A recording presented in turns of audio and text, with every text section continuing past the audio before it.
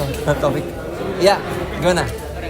Langsung saja Pak, tadi kan sudah disinggung juga soal VAR dan lain sebagainya.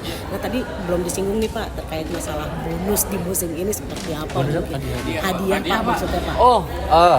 Jadi hadiah jika dibandingkan sama tahun lalu lebih besar ya, termasuk kontribusi. Kontribusi itu kan ada dua. Fixed contribution itu naik 70%, kemudian variabelnya juga naik 50%, naik 100%.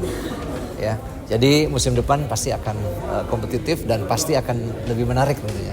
Sementara untuk yang update soal pemain asing nih Pak, kabar pemain juga sudah disahkan ya Pak, 7 pemain asing. Ya. Itu update seperti apa mungkin Pak? Iya, pemain asing seperti yang juga sudah saya sampaikan beberapa waktu yang lalu. Jadi 7 yang dimainkan, kemudian 9 yang ada di DSP, yang boleh didaftarkan 11.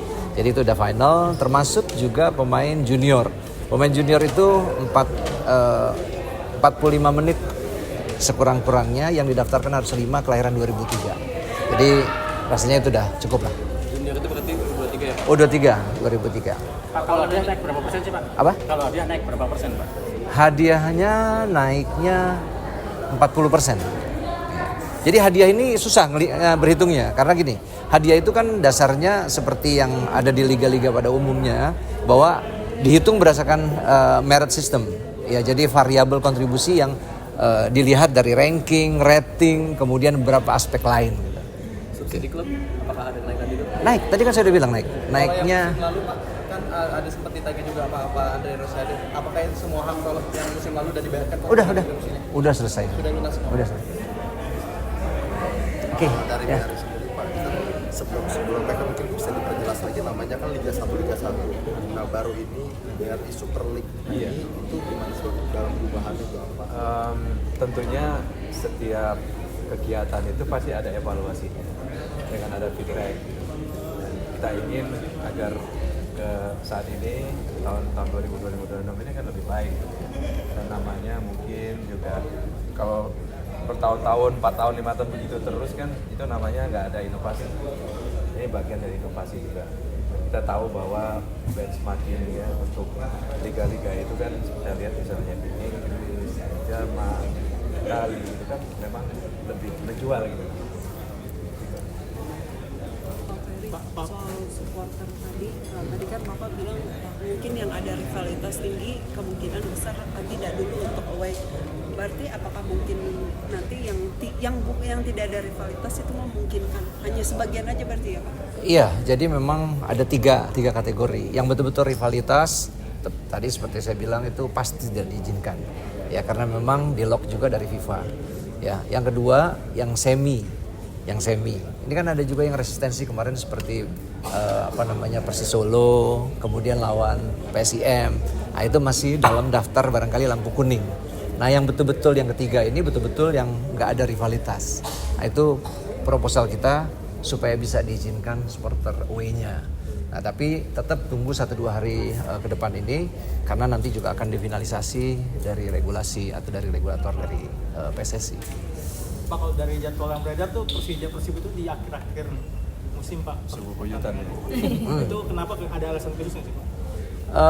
Memang di dalam penetapan jadwal ya ini berbeda dengan yang lalu ya. Sekarang ini bisa dibilang nggak ada lagi penetapan untuk menghadirkan pertandingan di ujung-ujung pertandingan. Apalagi kalau kita lihat kemarin ada beberapa poin yang baik untuk bisa menjadi tontonan yang paling menarik di penghujung pertandingan ya. Oleh karena itu kita memang membuat jadwal itu sekompetitif mungkin sampai di ujung pertandingan dengan tim-tim yang betul-betul akan ketat di pertandingan-pertandingan di belakang. Ada klub yang berlaga juga di Asia Pak, apakah juga akan ada penyesuaian jadwalnya pas seperti Persib misalkan yang di bulan Agustus juga akan ada pertandingan melawan Filipina Pak? Iya, itu playoff. Ya, playoffnya udah kita rancang memang. Setiap kita membuat jadwal, apalagi musim ini hanya Jumat, Sabtu, Minggu ya Bu Siwi ya. Nah, sehingga waktu di weekdays-nya itu memang dimanfaatkan untuk pertandingan-pertandingan di AFC Cup ataupun AFF Shopee Cup. Terkait Persija Persib kabarnya tidak bisa dilakukan di Jis Pak. kapasitas ya, kapasitas, kemudian juga hospitality untuk loading dan unloading penonton baik masuk maupun keluar.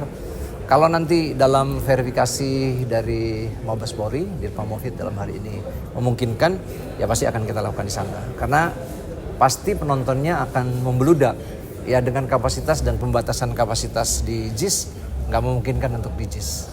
Analisa saya pasti akan di GBK gitu. Oh, mungkin karena tribun dan lapangan. Iya, kan dia di sana kalau nggak salah hanya maksimal 45 atau 50 ribu.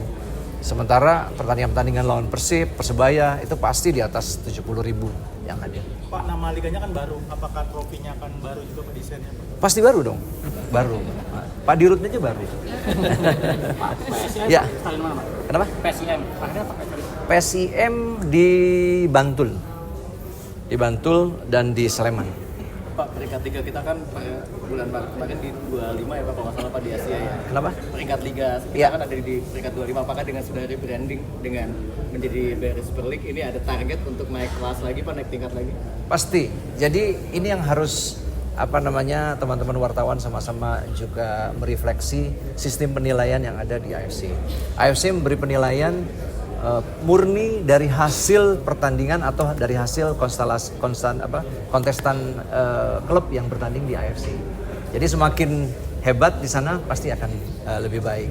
Dengan strata yang kita naikkan, kemudian Terima kasih sudah menonton. Silakan subscribe, like, dan jangan lupa komen di bawah ya bola spotter.